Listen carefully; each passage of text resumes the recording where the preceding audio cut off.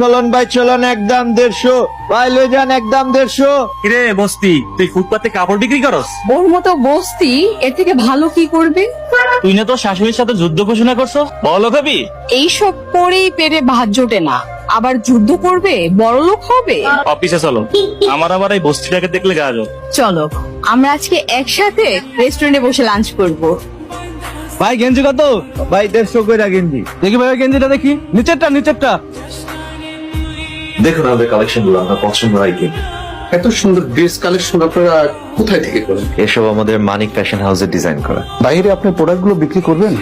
জি অবশ্যই, ঢাকায় প্রায় 35টা শোরুমে আমাদের ডিজাইন করা প্রোডাক্ট গুলা যায়। আর আপনি বরং এই ঠিকানায় গিয়ে আমার ম্যানেজার সাথে কথা বলতে পারেন। আপনি এই ফ্যাশন হাউসের মালিক, আবার নিজেই বিক্রি করেন? জি, বিজনেসটাকে দাঁড় করাচ্ছি, দোয়া করবেন। আপনার কাছ থেকে অনেক কিছু শিখলাম, আজকে আমি আসি। অনু, রাজীবের সাথে তো বিয়ে দিতে চাচ্ছি। আমার তো এখনো ডিভোর্সই হয়নি। তো ডিভোর্স দিচ্ছিস না কেন? দিব। আপনার বিয়ে করতে সময় লাগে না, আর ছাড়তে সময় লাগে না। এক চট দিয়ে দাঁত ফেলে দিব। আপনারা তো পান খালি গরিবের লোক। আমার সাথে যুদ্ধ করবে বলছিল। যুদ্ধ তো করবোই। দুলাভাই একবারে রেডি হইয়া তারপর আপনাকে লগে যুদ্ধ করবো, বুঝছেন?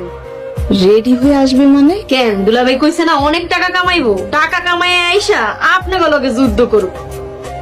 তোমাকে যে ব্যাংক থেকে 50 লাখ টাকা তুলে আনতে বলেছিলাম, এনেছো? জি স্যার, এনেছি। ঠিক আছে, ড্রাইভারকে বলো গাড়ি বের করতে। আপনি এতগুলো টাকা নিয়ে কোথায় যাবেন? আজ এক অহংকারী বড় লোক মেয়ের বাসায় এলো, এত টাকা কি করবেন? তার আর আমার বিয়ের দেনমোহরের টাকা পরিশোধ করো। আপনার বিয়ের দেনমোহর 50 লাখ টাকা? দেনমোহরের টাকা ছিল 5 লাখ, আর বাদ বাকি টাকা ওদের মুখে ছুঁড়ে মারা। দুলাভাই আপনি? মীরাকে 3 লাখ টাকা দিয়ে দাও। দুলাভাই কিসের টাকা? তুমি যে আমাকে টাকা দিয়েছিলা ভুলে গেছো? আমি তো আপনার 2 লাখ টাকা দিছিলাম। বাকি 1 লাখ টাকা আমি তোমাকে খুশি হয়ে দিলাম, কারণ তোমার টাকায় ব্যবসা করে আজকে আমি কোটিপতি। আল্লাহ দিলে কতক্ষণ লাগে? তুমি আমাদের বাসায় আসছো কেন? আপনার সাথে কিছু হিসাব নিকাশ ছিল।